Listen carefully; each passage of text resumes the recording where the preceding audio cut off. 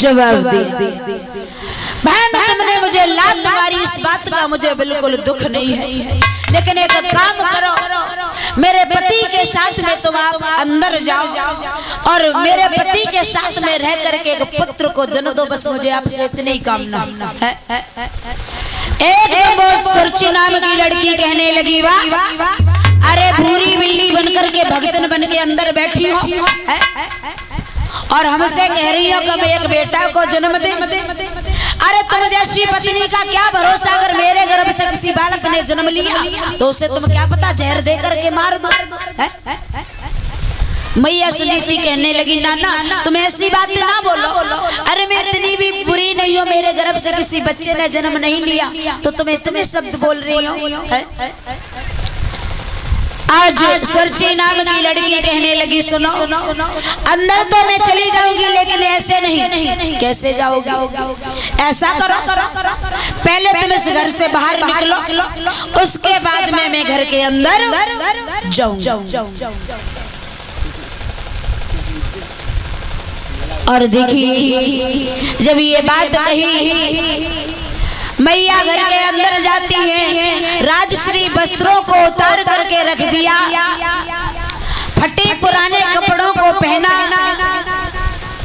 शेरवर जौ का आटा लेकर के आज जब मैया निकलने के लिए तैयार हुई, उत्तानपाद की तरफ देखा, उत्तानपाद महाराज ने अपनी बड़ी रानी सुनीति की तरफ देखा।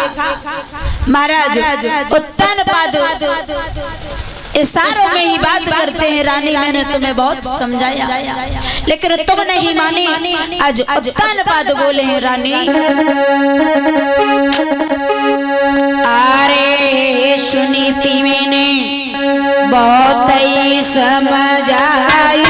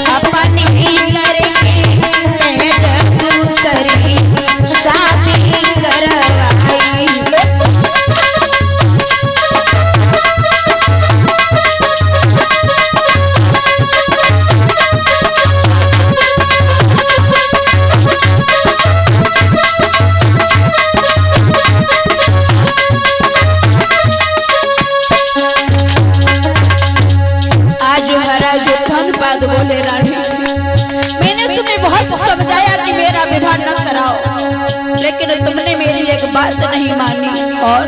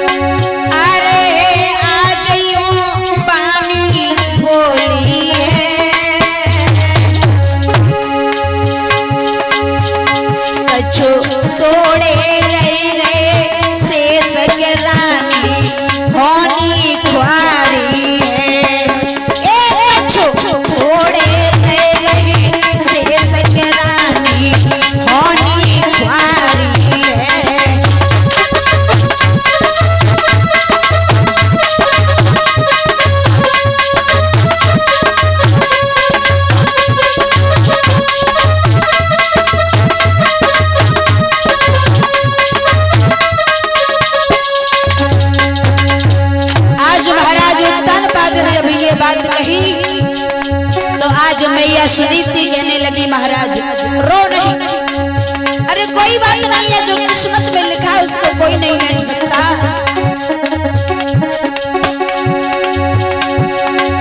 अरे सुनीति ने वचन सुनाए,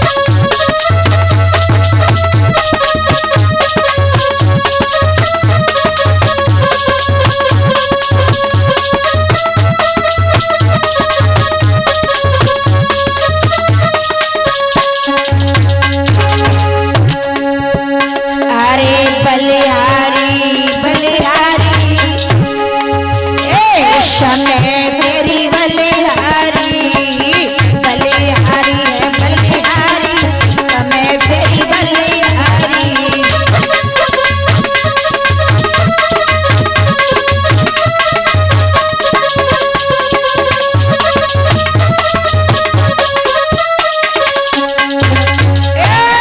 राजा से हुए गए भिखारी, समय की बलिहारी।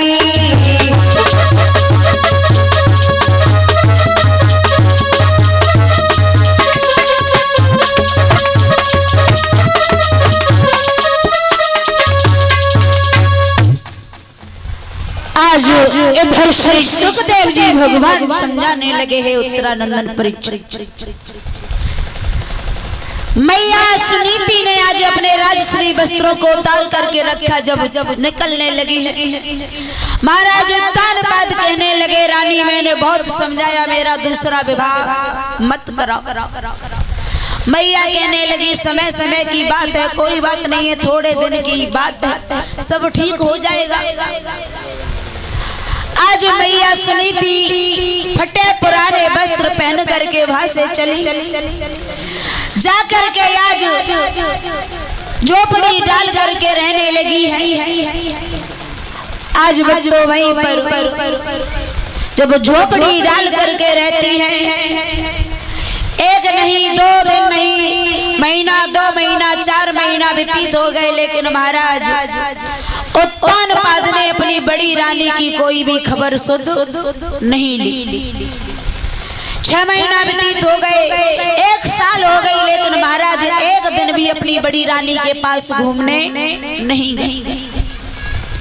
और जब घूमने नहीं गए तो देखिए आज मैया ने सोचा, मुझे ऐसा लगता है कि मेरे पति मुझे बिल्कुल भूल चुके हैं, उन्हें मेरी याद बिल्कुल नहीं आती। ऐसी जिंदगी से तो अगर मैं मर जाऊं तो अच्छा है।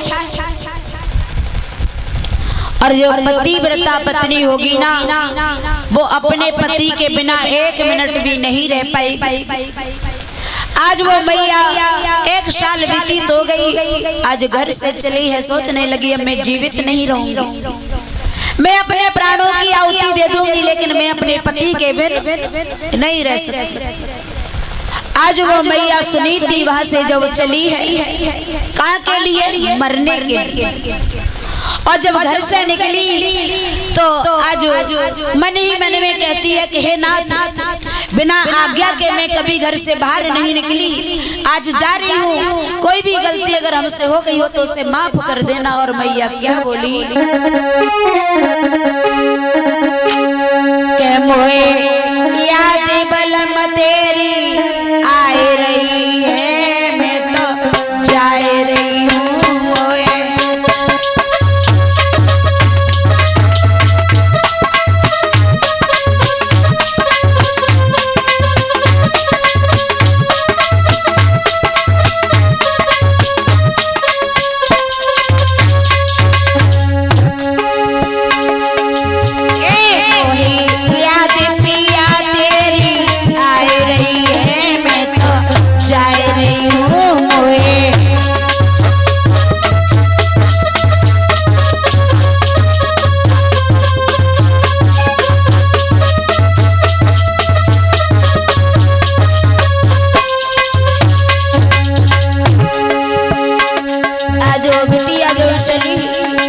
अपने पति को याद करती हुई जा रही है।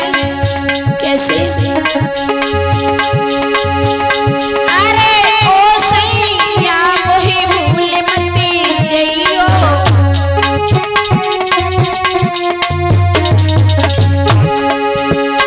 अरे ओ बालम मोहि भूल मती गइयो,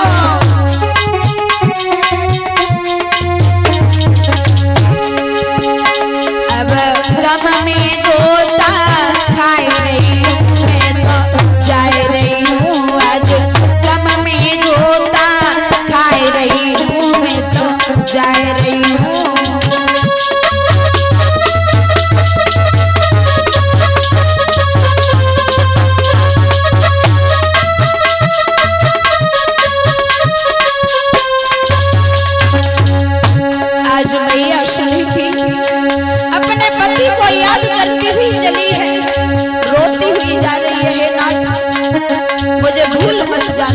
और क्या बोली, अरे अगलो जन्म में पिया जब धरूंगी,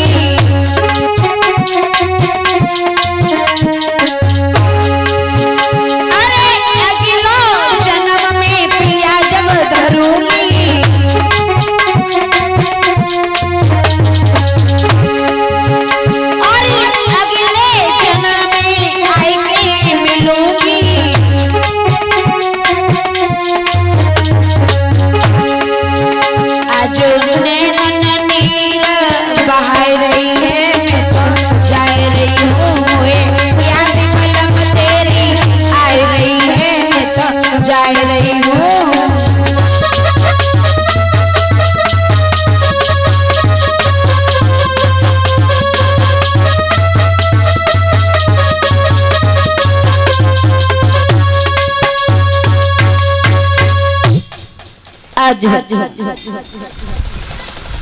मैया सुनीति आज अपने पति की बिना आज्ञा के घर से बाहर चली है। और इसी बीच में ये मान्य सम्मानी हमारे श्रीमान श्यामवीर शिषपाल भैया, ये जरा बरेली से टंकी वाले भैया जी, और 51 रुपए भगवान की कथा में भिजवा रहे हैं। कामना करते हैं कि हे गोविंद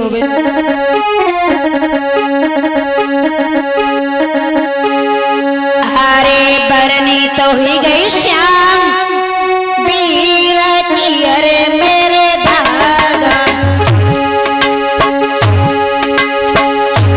कोई शिषपाल भैया गए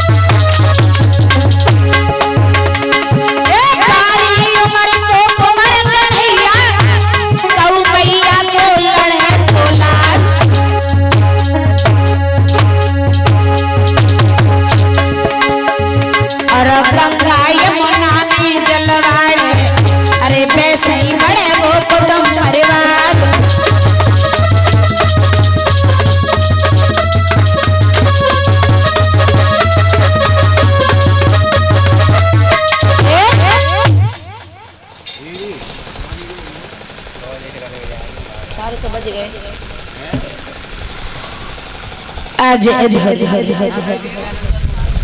श्री सुखदेव जी भगवान समझाने लगे हैं उत्तरानंद परीक्षित।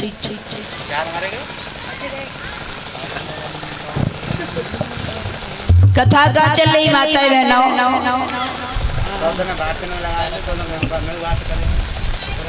कहाँ चल रही जीजी कथा?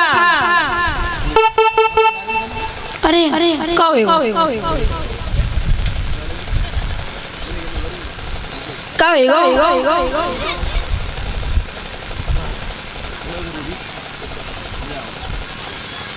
नहीं पता है तो बताओ, काहे नहीं बताती?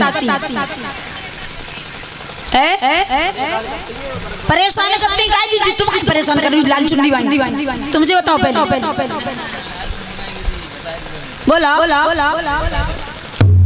ध्यान करो कथा का चल रही।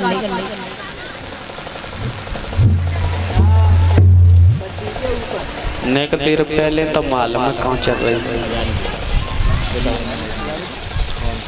नहीं पता है कहाँ चल रही बताओ। क्या कह रहे गाँव ककरुआ में चल रही। मैं बताए दूं ब्याह ही गई है न कर गए। हाँ पूरनपुर पहुँच पाई हुई है। अब वही तो तुम कहो तो मोटरसाइकिल से पकड़ ला। बोलिए भगवान की, बोलिए जय श्री राधे श्याम। बोलो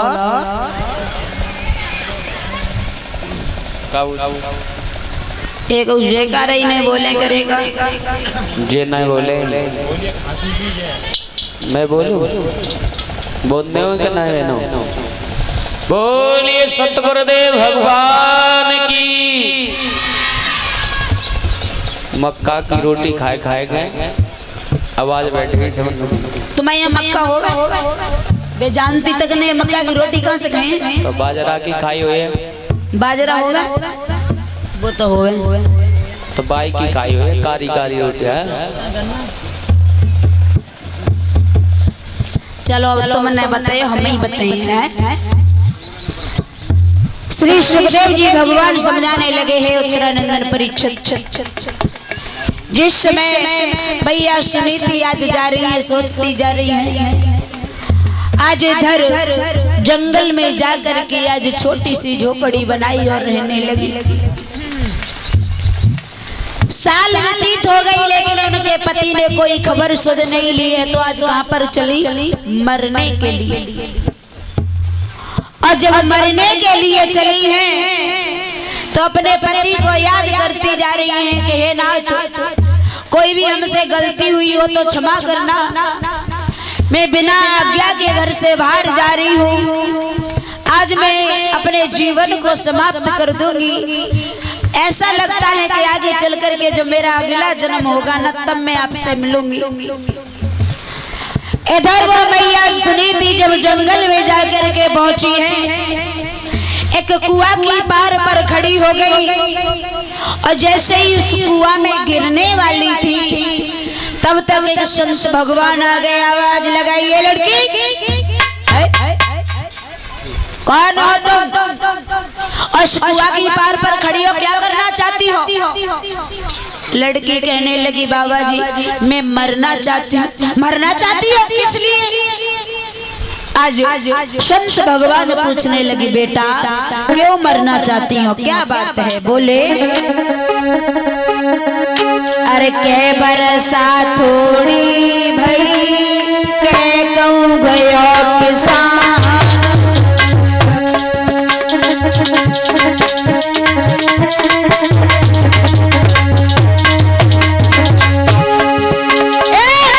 बरसा थोड़ी भई के कहूँ गयो किसान। अरे चावल खड़के बीच में बिटिया खाए तज रही ठाड़।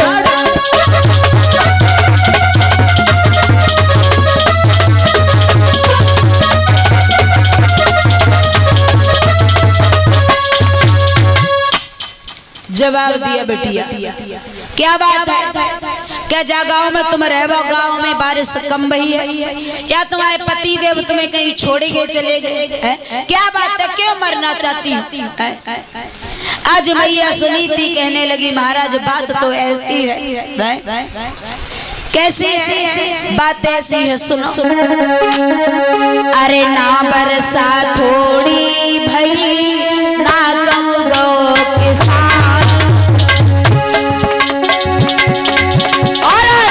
खेत बंदर पड़े कहाँ रची भगवान।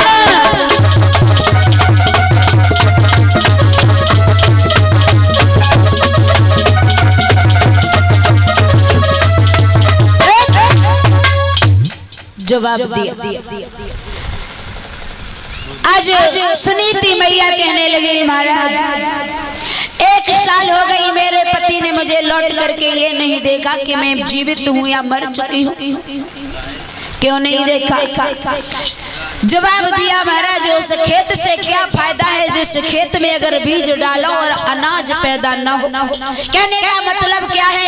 कहने का मतलब ये है कि मेरे उधर से किसी संतान ने जन्म नहीं लिया, इसलिए मेरे पति ने दूसरी शादी कर ली। 1 साल व्यतीत हो गई, मुझे लौट करके ये नहीं देखा कि मैं जीवित हूँ या मर चुकी हूँ।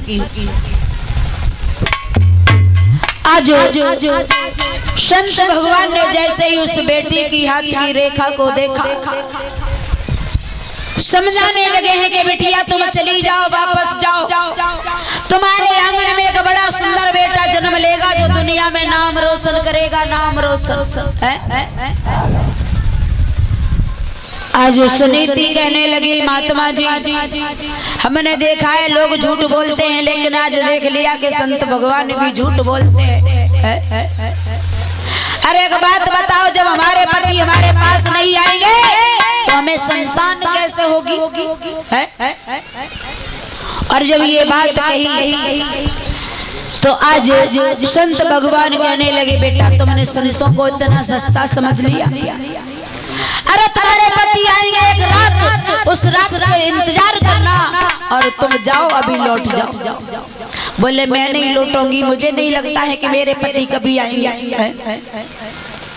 और संतों की बाड़ी पर कभी भी शक नहीं करनी चाहिए कि मोर वचन चाहिए पड़ी जाए फीका और संत वचन पत्थर की। संतों की बाड़ी कभी खाली नहीं जाती है। जाओ उस रात का इंतजार करना, तुम्हारे पति जिस रात आएंगे उस रात। मैया जो वहां से चली कहने लगी, महाराज जा तो रही हूँ। जवाब दिया, जाओ, अगर मेरी बात पर विश्वास नहीं है तो ठीक 9 महीना बाद अगर कोई बेटा जन्म न ले तो यही कुआं, इसी कुएं में आकर के अपने प्राण दे दे।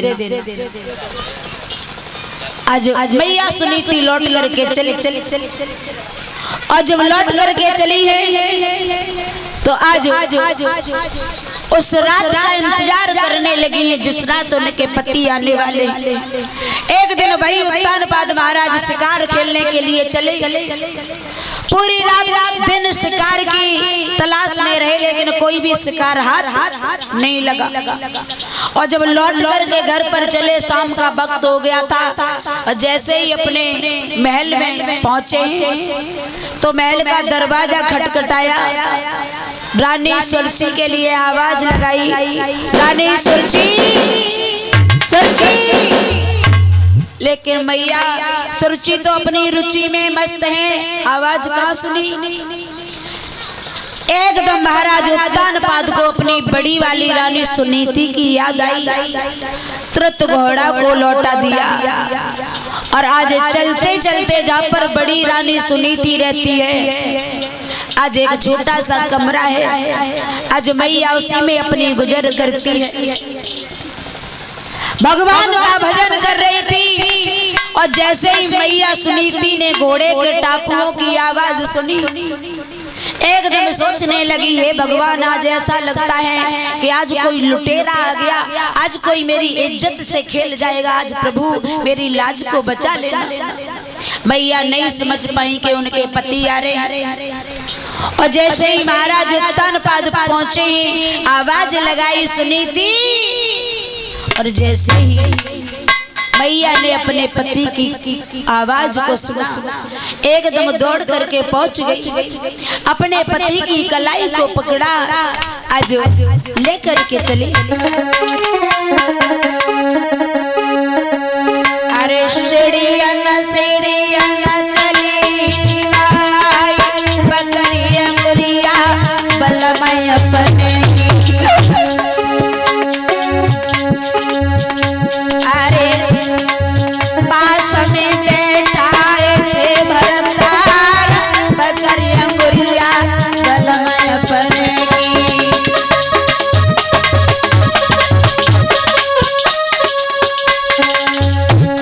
आज मैया अपने पति की कलाई पकड़ के जब चली है, आगे लेकर के चली किस प्रकार से